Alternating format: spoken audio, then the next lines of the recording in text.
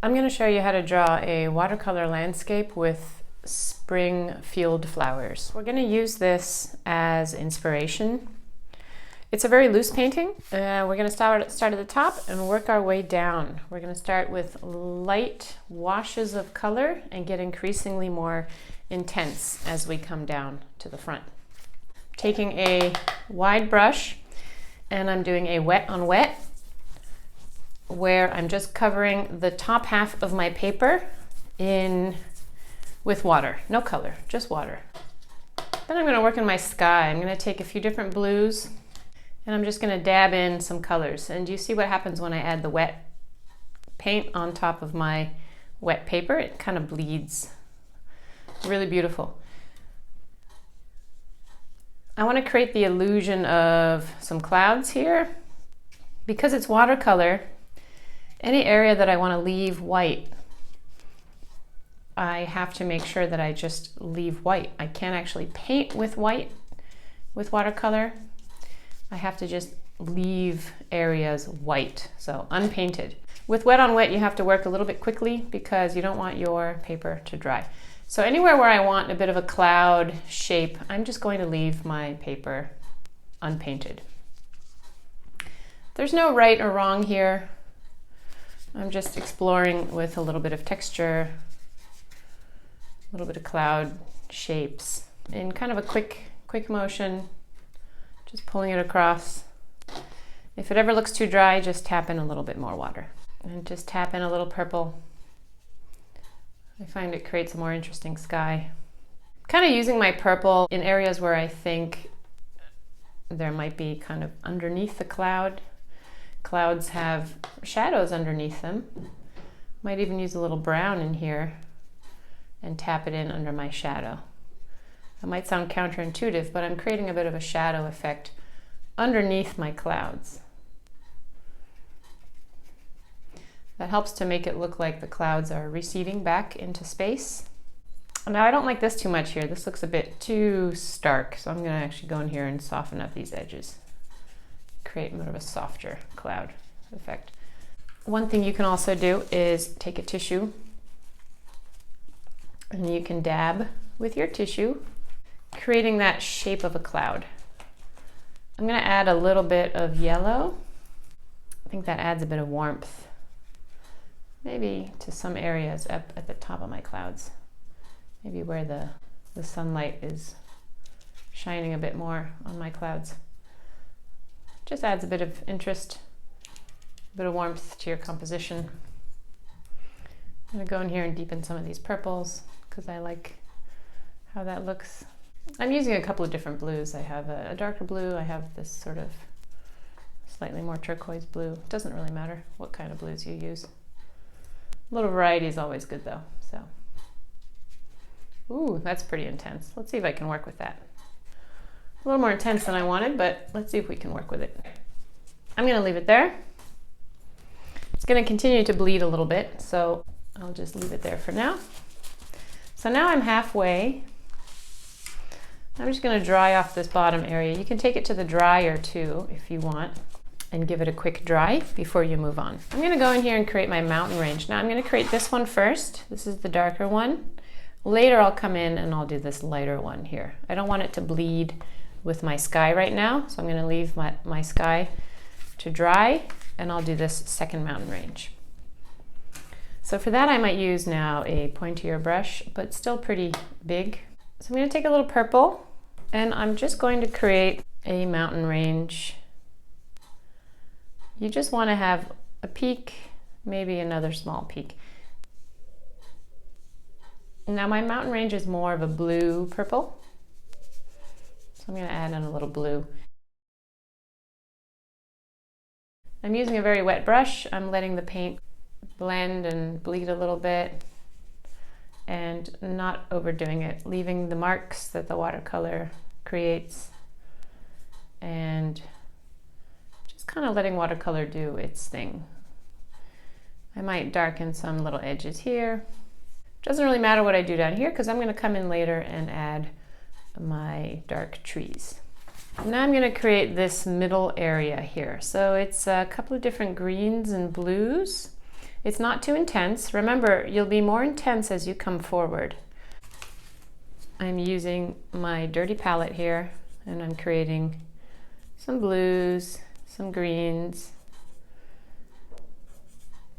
So I'm creating this shape now. Now the shape comes down a little bit, has a bit of a bowl shape. Right now I'm going to move forward. Clean out my brush. I'm going to use this color. This is kind of a earthy green. So you can just make your own also by mixing any kind of green with browns and yellows. Play around with it. I'm going to create a little section here where I'm going to mix my own color. I might even add a little green or brown to that. Just seeing what I get. You want an earthy kind of green. And I'm coming down here. I'm just tapping it in, pulling it over just a little bit. And here, these two sections are going to blend together now, which is great. You kind of want that because it makes everything look really soft. So you want to work quickly in this with this painting so that your colors continue to blend and bleed. I might pull the same color down along the bottom as well. We want to get a little dark at the bottom. Now over here, I'm going to go maybe red, pink, something a little softer. I have kind of a yellowy, peachy, pinky color. It doesn't really matter as long as it's pretty soft. Tap in a little bit of pink as well, a little bit of very light red. Might want to lighten this up a bit. Maybe I don't want it quite as dark, so you can always tap it with your tissue. Now down here along the bottom, we want to go a little bit darker because you always want to have visual weight at the bottom, which means the bottom of your painting or your composition should be a little bit heavier. So for that, I'm going to take some more blue greens, maybe that natural green, maybe a little bit of brown, maybe even the smallest bit of black, just to darken things up. And I'm just going to think about going in and around these edges here, tapping in. You want it to be a bit random looking, shouldn't be too perfect. Maybe here I want it to be soft. I want the blending to be a little bit softer here, so I'm just going to tap in a little bit extra water. Now that I've got this area down, I'm going to go in here and I'll do this really soft mountain range. This is the mountain range that's really far back. And because it's so far back, it's basically really soft because of atmospheric perspective. It has very little pigment. I'm going to use the lightest possible grayish color that I can. You need to make sure your sky is dry enough so that it doesn't bleed with your sky. You could take black with lots and lots of water and very little pigment. I prefer to take ultramarine blue, which is one of these dark blues, mixed with burnt umber. So these two colors mixed together create a really natural gray. So I'm going to mix one in my palette. I'm going to take some brown, take some burnt umber. This is my brown, this is my burnt umber. You'll notice my palette is filthy.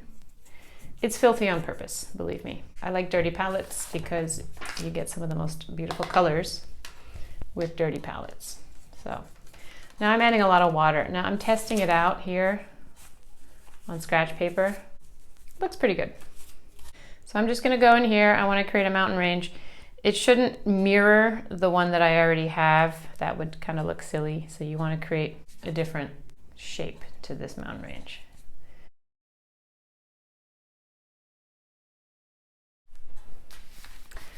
Now I'm going to come in here and I'm going to do this. This is a range of trees, sort of a very distant line of trees.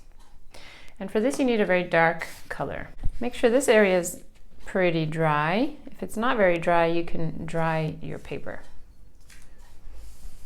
I'm going to mix a very dark color of dark greens, dark blues, and definitely a little bit of black. You need to go quite dark here. Make sure you're mixing your black with blues and greens. You don't want to have just black. That would be way too dark. And it definitely has to have a green, a little bit of a green hint in it. Now I'm going to create a mountain range. I'm using the tip of my brush. For good composition, I want to overlap a little bit my mountains. And I'm just poking kind of up. You want to have variety here. You don't want all the same shape.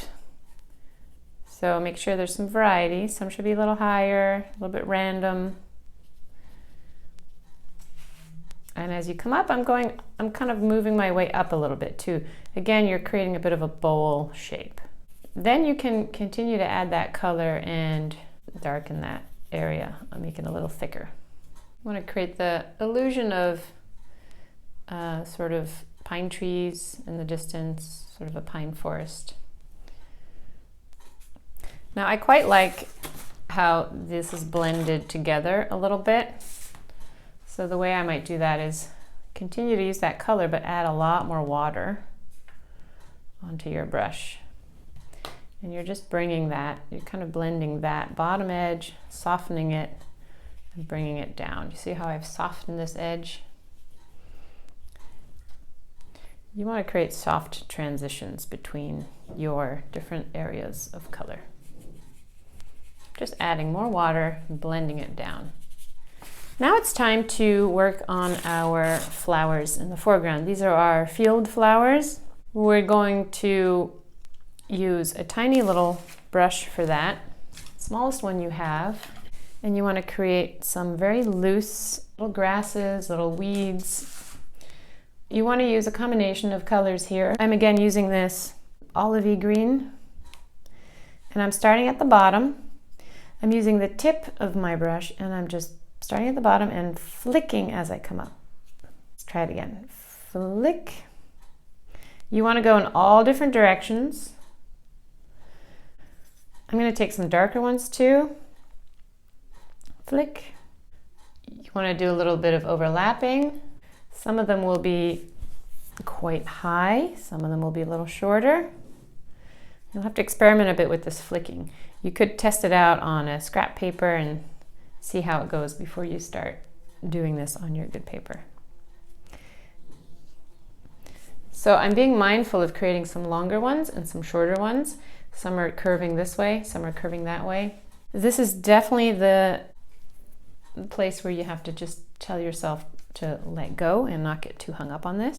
You're not going to get perfect results. This is a bit random. Things are going to happen the way they happen. So try not to get too attached to the idea of getting just that perfect weed. What you need to think about more importantly is creating some variety and creating some movement.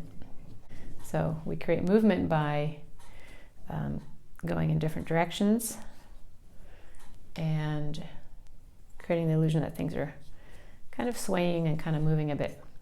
And we create variety by using different lines, different shapes, different heights.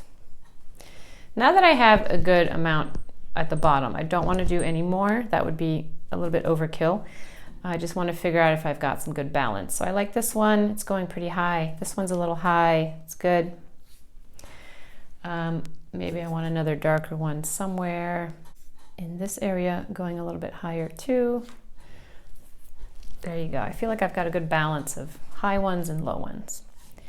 Now you just want to build in a little bit more weight down here. So you can take any kind of darker color that you've already used. I'm just using a combination of these greens and these dark blues and browns, a little bit of black. And you're just going to deepen some of the dark areas. Just kind of scrubbing my brush along the bottom. So you want to work a little bit vertically. Again, if you feel like you want to create a little bit more of a bleeding effect, you can tap in a little water and allow things to bleed a little bit. So now you want to tap in some indications of flowers. I might take some scratch paper. I've covered over my sky area with scrap paper for now. And I'm taking a brush. I'm going to add a little bit of red to my brush. This is kind of an orange red. And I'm going to test it out. Do you see how you can create by pulling back on your finger? You can spritz a little bit. You want your spritzing to go up this way because flowers are growing up in that direction. You can switch your color. Maybe I'll take a little yellow ochre, kind of a yellowy ochre color. And I'll do a few of those. Concentrate also a little bit on the bottom. You want some of them to be a little bigger than others because in nature, flowers are not all the same size. And depending on how you're spritzing and what kind of brush you have, you'll get lots of different results. Another thing that you can do is take a bigger brush that's a bit juicier and you can tap across your finger. That actually gives you some bigger drops of color, which is good. So I'm going to take one more color. I'm going to take this really bright magenta. I'm going to see if I can get some big flowers shapes.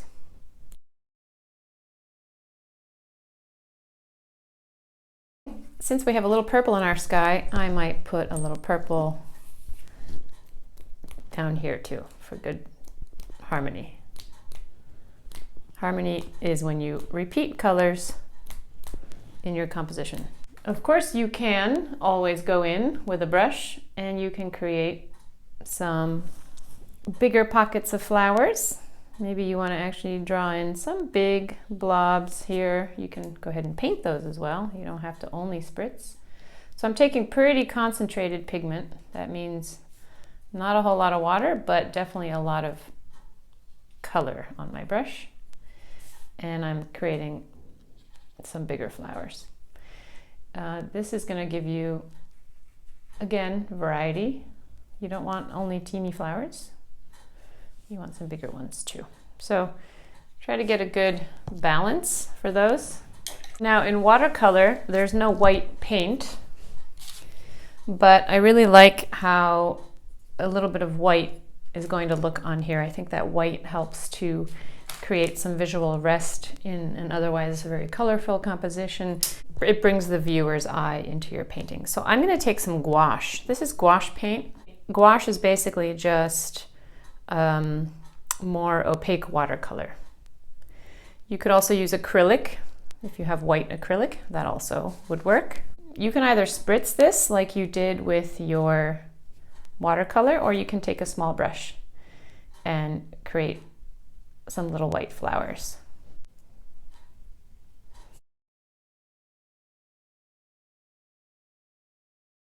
If you decide to spritz, again, I'm going to cover over my mountains. I'm going to take a bigger brush, test it out. It should be kind of the consistency of cream, so not too thick. And you spritz. I might bring it up a little bit. That might be enough. You don't want to overdo it. Now that I've got my flowers, I can reassess my tree line.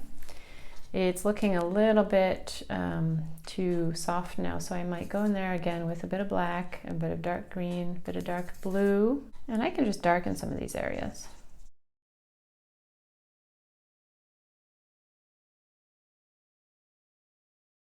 You really want to emphasize that tree line.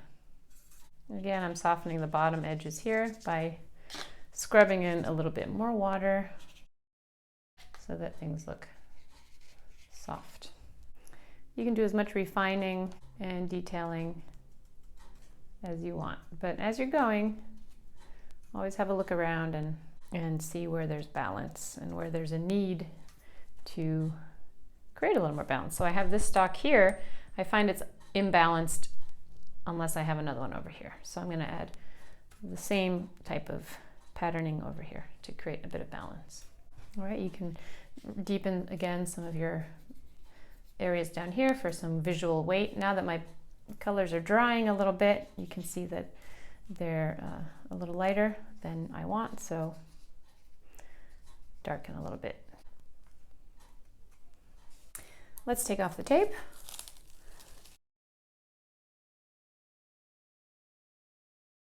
This is my watercolor landscape with field flowers. Pretty simple project that can be done pretty quickly. Keep it loose. Don't get too hung up on details. Make sure that you're starting soft and getting more intense as you come down. Keep the intensity in your middle ground trees pretty bold, and definitely create some visual weight at the bottom, and you'll be successful. All right, thank you.